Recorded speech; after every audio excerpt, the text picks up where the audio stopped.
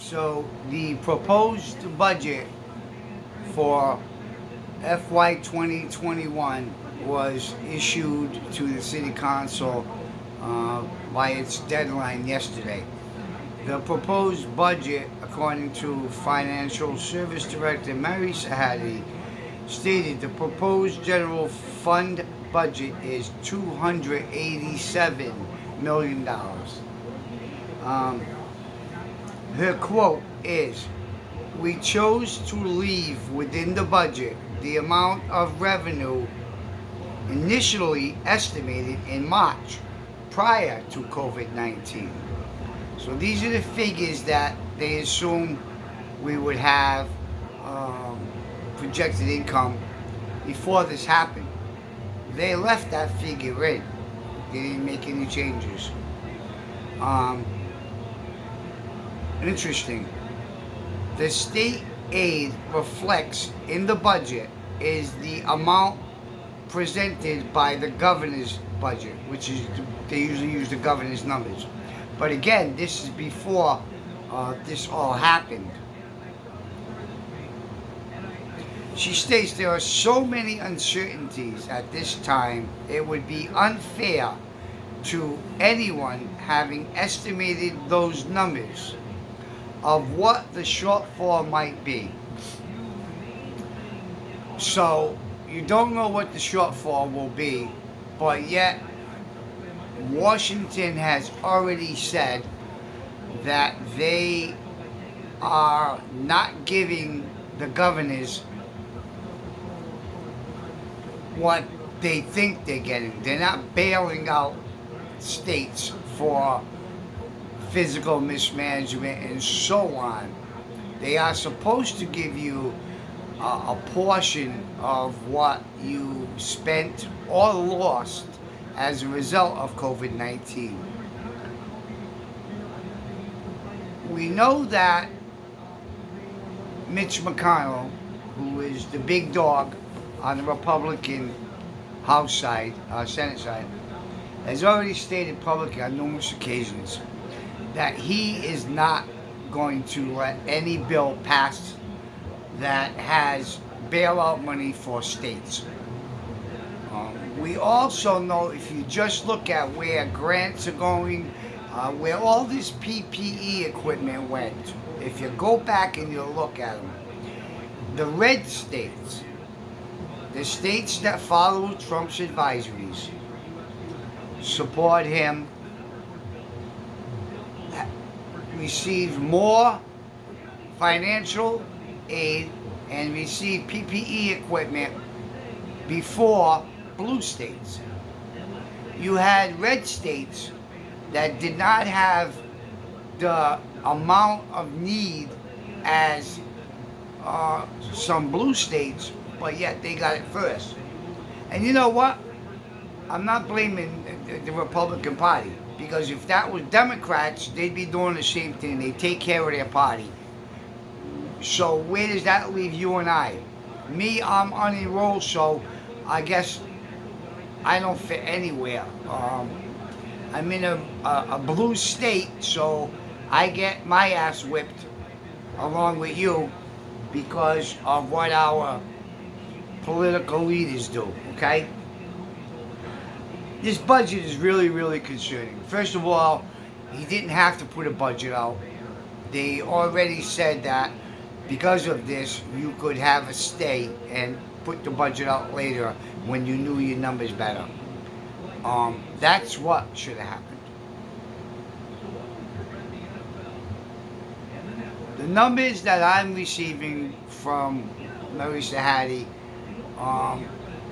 are numbers that I'm having a hard time understanding, as well as former politicians that I talked to about it, such as the $7+ million in stabilization, which just doesn't make sense, because if you started out with 8 and you gave 2.2 million to the school department, you can't have 7. Another 100 and something thousand went to something else. I forget exactly. I don't get it. So that's very confusing. It's very concerning. Um, I don't like the way things are going only because it, you know, I don't want to blame the administration because again they walked in, they didn't even get their feet wet, and they got hit with this. But so Carlton Veris walked in, and he got hit with the blizzard of '78. Wolf Landingen got hit with the big floods.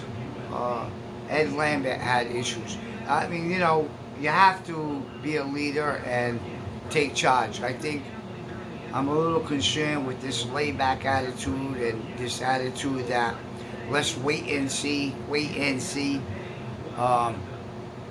I don't know. I think we're going to wait and see that we're in a lot of damn trouble. But what I want people to know real quickly is this. There's probably going to be a budget freeze. There should be a budget freeze. There should be a hiring freeze. There should be a pay increase freeze. Aside from anything that is not already negotiated by the unions, because you can't touch that. Anything that has a vote attached to it should not even be made. You just hired 2 people, one from Seekonk, one from Barrington, Rhode Island. Are you telling me that nobody in Fall River, New Bedford, Westport, Swansea had the capabilities of doing that job? What happened to hiring people that live in the city because we have a residency requirement? My good friend, the superintendent of schools, who I like very much, still doesn't live in Fall River. As long as we continue to do this, how can you run?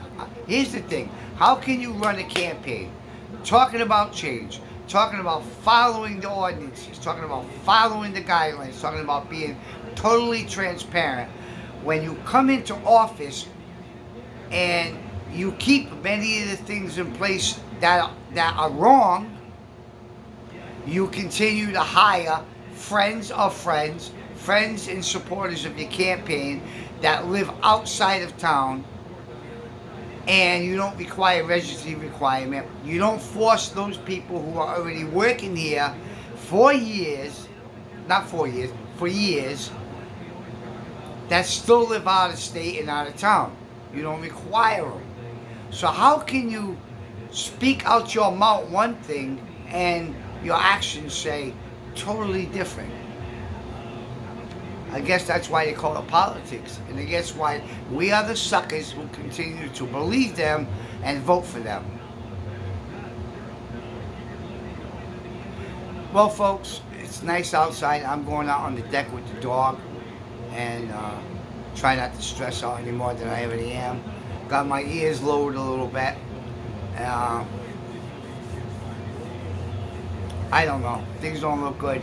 Boston mayor said that he doesn't care what happens come Monday. Boston is staying shut down, and it will be shut down for the near future. He's not making moves. I think what I'm seeing here in Fall River is that our administration is following Charlie Baker's lead and John Mitchell from New Bedford, the mayor. I think whatever those gentlemen do, our mayor follows. I would like our mayor to step back and lead. Make decisions for Fall River. We're not Boston. We're not the Commonwealth of Massachusetts. We're Fall River. Make decisions for Fall River. With that, have a nice day. Stay safe. Wear your mask wherever you go. And God bless.